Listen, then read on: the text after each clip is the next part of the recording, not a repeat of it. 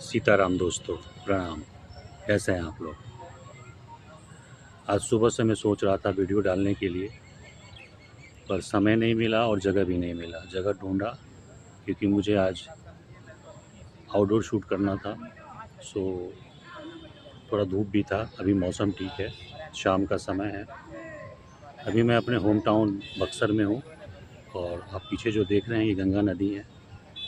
सो बहुत बहुत धन्यवाद पहला वीडियो को इतना आशीर्वाद देने के लिए। मुझे शक्ति मिली कि मैं अब दूसरा वीडियो भी आपके साथ जोड़ूँ।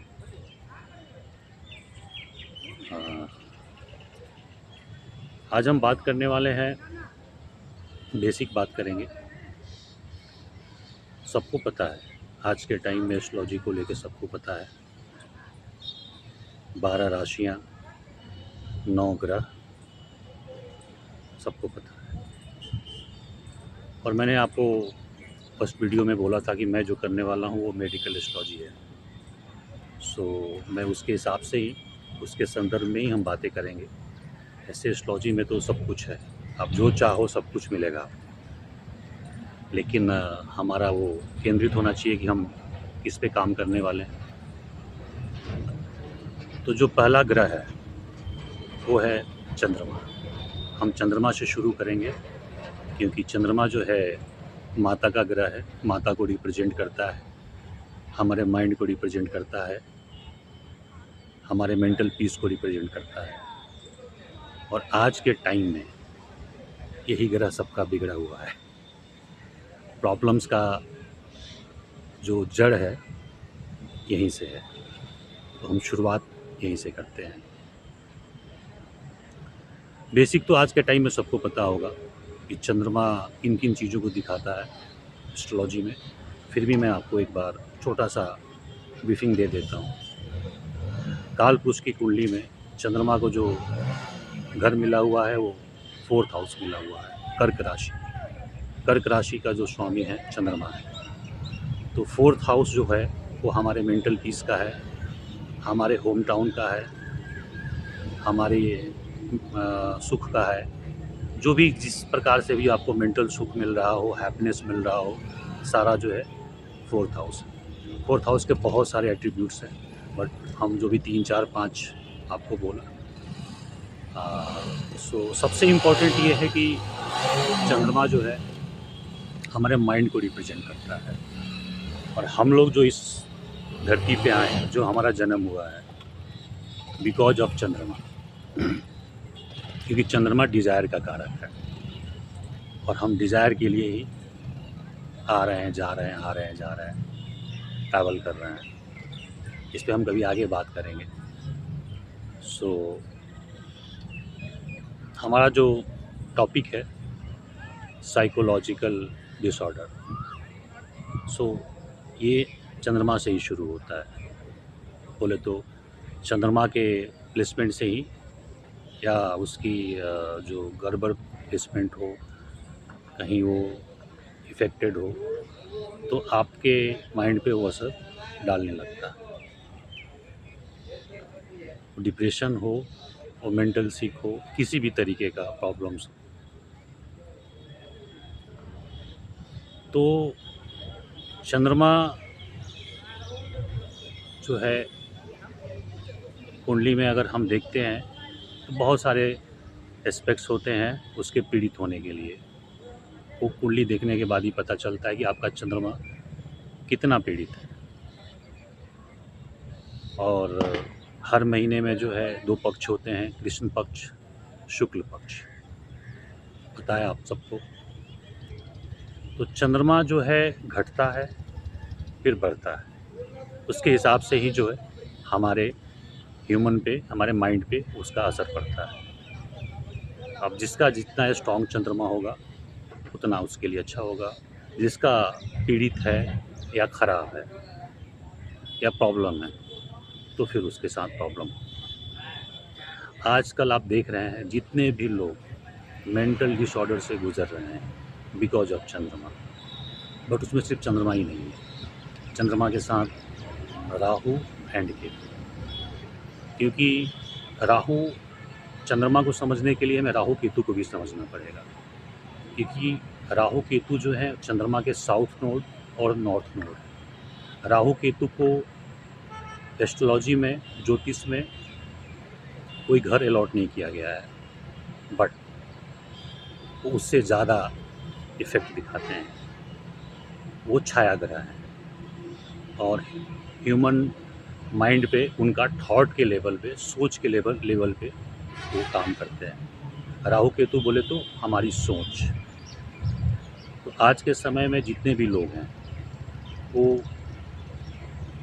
दो ही थॉट से गवर्न करते हैं, या तो राहु के थॉट से गवर्न करते हैं या केतु के थॉट से गवर्न करते हैं। राहु अटैच करता है, केतु डी अटैच करता है।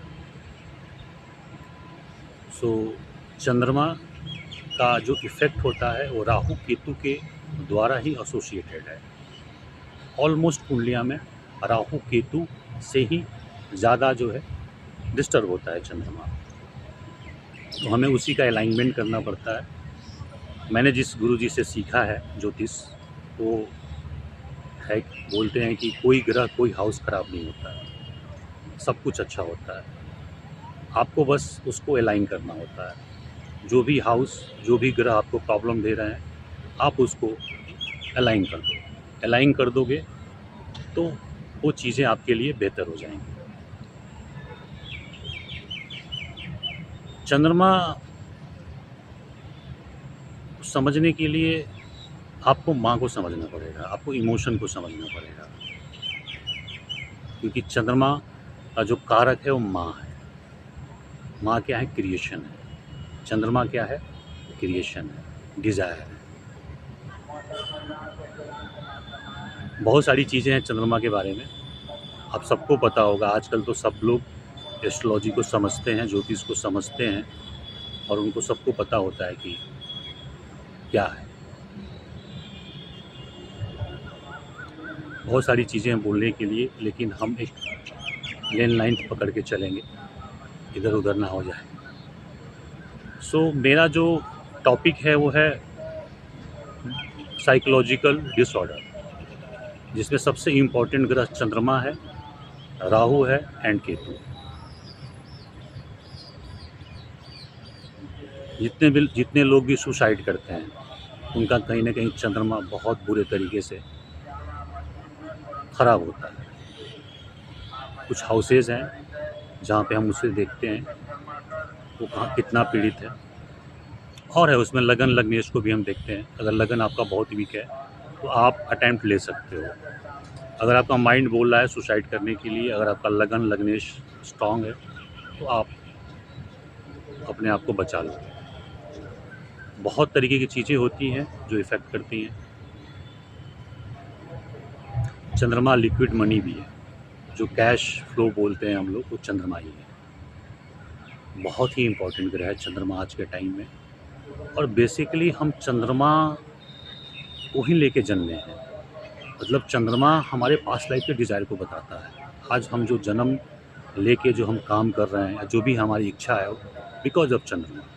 इसलिए चंद्रमा बहुत ही इम्पोर्टेंट ग्रह हो जाता है। चंद्रमा की हम हिस्ट्री में नहीं जाएंगे, आगे सब तो पता ही होगा आप लोगों को। चंद्रमा कैसे उसकी उत्पत्ति हुई, चंद्रमा जो है कैसे महादेव ने अपने सर पे रखा, क्या उसके पीछे स्टोरी थी, सब आप लोगों को पता होगा आज के टाइम में, तो उस पर हम नहीं जाते हैं।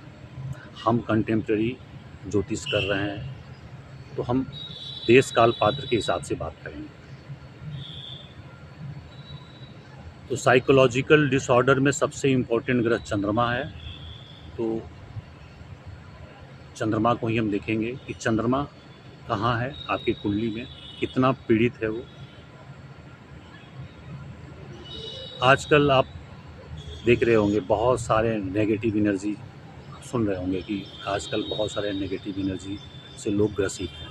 सही बात है, डिज़ायर इतना बढ़ गया है लोगों का, इतना बढ़ गया है कि वो कुछ भी करने के लिए रेडी है। तो हाँ पे नेगेटिव राहु काम करता है, जो लोगों के दिमाग को भ्रमित कर देता है। भ्रमित हैं लोग आज के टाइम में, सब ऑलमोस्ट लोगों के पास नेगेटिव एनर्जी से वो गवर्न कर रहे हैं। उनको पता ही नहीं है कि मैं क्या प्रॉब्लम है, मैं खुश क्यों नहीं हूँ। मैं पैसे कमा रहा हूँ, सब कुछ है मेरे पास, सब मैं सेटल्ड हूँ, फिर भी मैं हैप्पी नहीं हूँ। एक बेचैनी सी है बिकॉज ऑफ चंद्रमा। तो अपने नेगेटिव राहु को एक्टिव कर रखे हैं, केतु के साइड जा ही नहीं रहे हैं कि केतु ये अटैचमेंट है। चंद्रमा को कंट्रोल करने के लिए आपको केतु के साइड जाना पड़ेगा। आप केतु के साइड जाओगे तभी चंद्रमा शांत होगा, नहीं तो राहु के साइड आप जाओगे तो कभी भी चंद्रमा आपका शांत नहीं होगा, वो डिसबैलेंस ही रहेगा। और केतु के साइड जाना बहुत ही मुश्किल है, नामुमकिन नहीं है, मुश्किल है। क्योंकि आज के टाइम में कलयुग चल रहा है, सबको सब कुछ चाहिए, ये चाहिए, हवेली चाहिए, बंगलो चाहिए, हेलीकॉप्टर चाहिए, कुछ ना कुछ चाहिए, वो राहु है। केतु वाले को बिना चाहे हुए सब मिल जाता है। केतु की खासियत यही है कि केतु चाहता नहीं है, केतु डी अटैचमेंट है, फिर भी वो सब कुछ ला के देगा आपको। केतु आपको ब्रांड बनाता है, राहु ब्रांड नहीं बनाता है आपको, केतु ब्रांड बनाता है। लेकिन केतु का जो थॉट है उसका अलग तरीके से जाना पड़ता है आपको।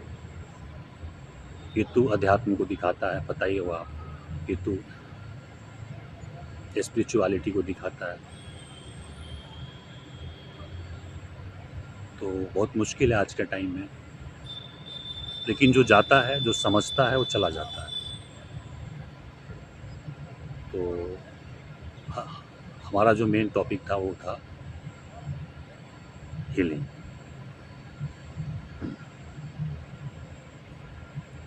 आजकल आप देख रहे होंगे कि बहुत सारे लोग, मेट्रो सिटी हो या छोटे शहर, नेगेटिव एनर्जी से बहुत लोग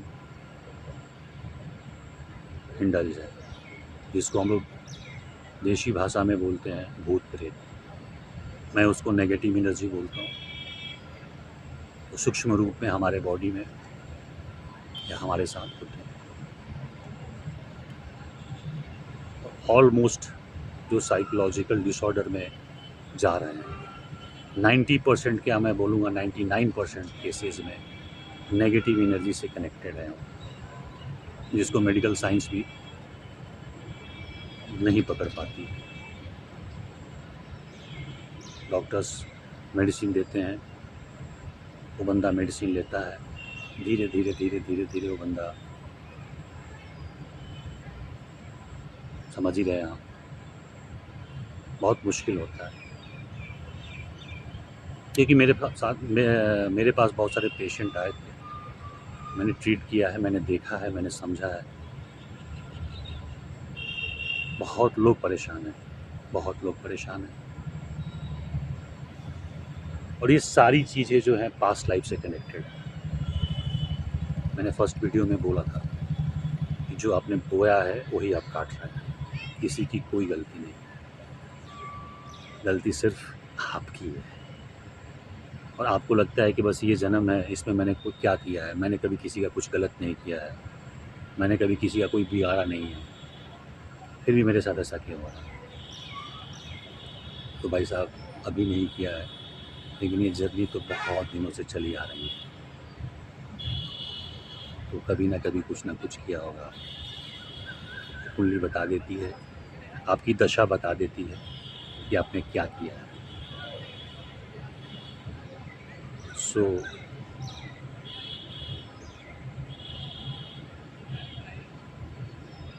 बहुत सारी चीज़ें हैं बोलने के लिए चंद्रमा के बारे में। बहुत बहुत इम्पोर्टेंट ग्रह है ये। इसके बिना कुंडली में कोई राजयोग आपने सुना होगा, वो भी एक्टिव नहीं होता है। बोले तो बिना माता के आशीर्वाद के कुछ नहीं होता है।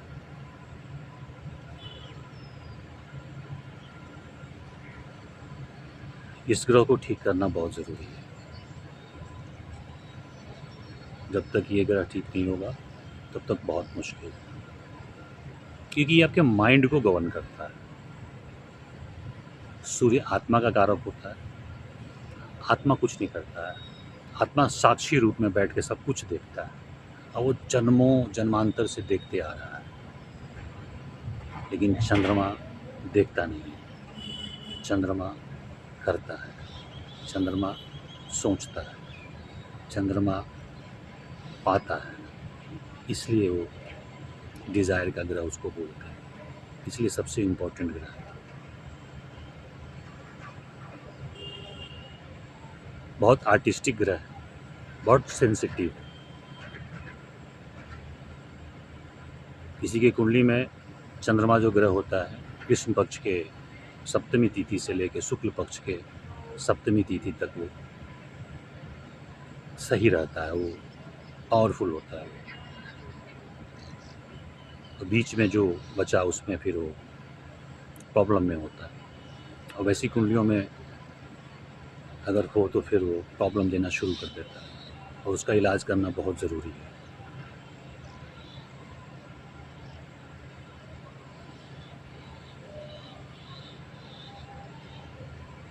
चंद्रमा को हम फीमेल ग्रह, पता ही आपको, माता से जब हम रिप्रेजेंट करते हैं तो फीमेल एनर्जी हम बोलेंगे।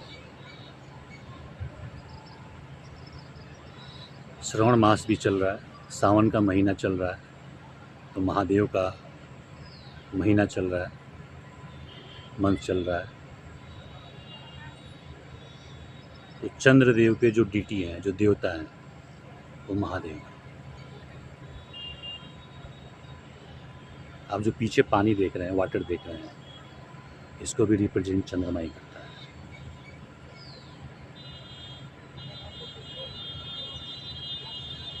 चंद्रमा को कंट्रोल वाटर करता है, महादेव करते हैं।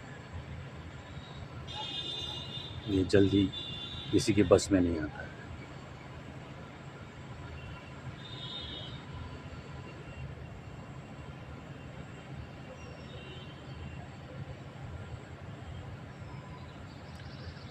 कुंडली आएगा तो और अच्छे से हम उस पर बातें करेंगे, फिर अच्छे से हमें पता चलेगा कि इस तरीके से वो काम कर रहा है, इस तरीके से उसको ठीक करना है।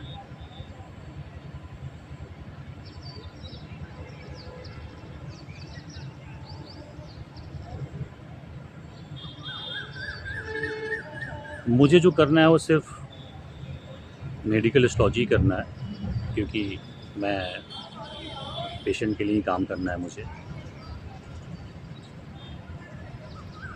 क्योंकि मैंने जो देखा है मेडिकल साइंस में या हॉस्पिटल्स में, सबसे ज़्यादा प्रॉब्लम है वो साइकोलॉजिकल डिसऑर्डर वाले जो पेशेंट हैं, उनकी प्रॉब्लम है, उनका ट्रीटमेंट नहीं हो पाता है, बहुत मुश्किल होता है वो। अगर थोड़ा सा अच्छा भी है, वो जब मेडिसिन लेता है तो धीरे धीरे धीरे धीरे वो सुषुप्त अवस्था में चला जाता है, वो बंदा बेकार हो जाता है। वो पता नहीं मेडिकल साइंस में किस तरीके से काम करती है, क्योंकि I am not doctor, but थोड़ा सा एक्सपीरियंस है, मैंने देखा है, हॉस्पिटल्स में मैं रहा हूँ, पेशेंट को देखा है। अब मुझे फील होता था कि इनके ऊपर कोई एनर्जी है जो उस तरीके से इनके साथ काम कर रही है, बट मेडिकल साइंस चीज़ों को नहीं मानती है, वो अलग तरीके से बात करती है। ट्रॉमा में है, ये डिसऑर्डर है, स्पीड पर्सनालिटी है, बहुत सारी चीज़ें हैं।